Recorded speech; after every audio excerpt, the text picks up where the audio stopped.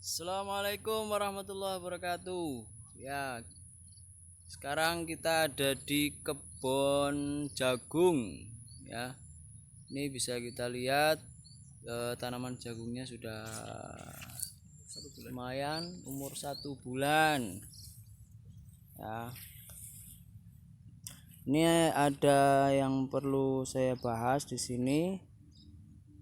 Ya, sini terlihat rumputnya cukup tebal, banyak sekali ya, berbeda dari sebelahnya. Nah, umur 1 bulan tanaman jagungnya, rumputnya sudah banyak sekali seperti ini. Kemudian kita bandingkan dengan petakan sebelahnya. Ini rumputnya tidak banyak, tanaman jagungnya kelihatan subur. Perbedaannya apa? Ini petakan yang sebelah kanan ya, yang rumputnya banyak, sebelum tanam dilakukan pengambilan tanah yang ada di lapisan atas sekitar 20 cm untuk keperluan yang lain ya, sementara yang satu tanahnya tidak diambil. Nah, ini membuktikan bahwa biji-biji gulma, biji-biji rumput yang ada di lapisan bawah itu masih hidup dan akan tumbuh ketika berada di permukaan atau terekspos terkena udara. Nah, ini membuktikan bahwa olah tanah itu sebetulnya hanya memperpanjang siklus gulma saja ya. Jadi pengolahan tanah itu kan membalikkan tanah yang dari atas ke bawah ya, dari bawah ke atas.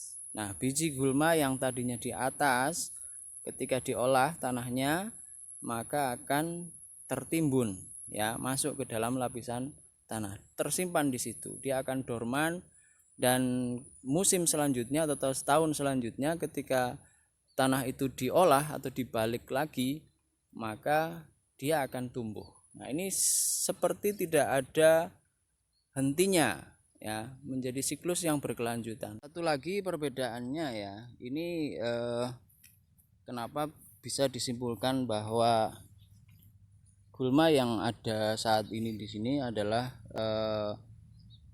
simpanan biji-biji gulma yang ada di dalam tanah, sehingga saat ini lahan ini tidak diairi dari saluran air ya, tidak, pengairan hanya mutlak dari air hujan ya, sehingga penyebaran gulma melalui irigasi itu ya mutlak tidak ada ya.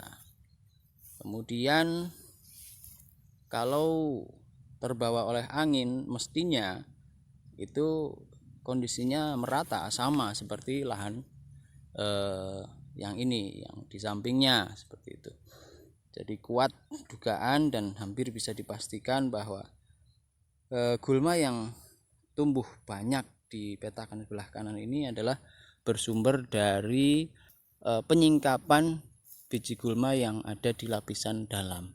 Oleh karenanya petani-petani di negara maju sekarang sudah meninggalkan yang namanya olah tanah ya, tanah tidak diolah ya, sehingga siklus gulma hanya berhenti kita kendalikan yang ada di permukaan saja, karena kita tidak melakukan pembalikan tanah, sehingga gulma yang ada di lapisan lebih dalam itu tidak kembali terekspos dan kembali tumbuh. Itu yang bisa saya sampaikan. Terima kasih sudah menyimak. Sampai ketemu lagi. Assalamualaikum warahmatullahi wabarakatuh.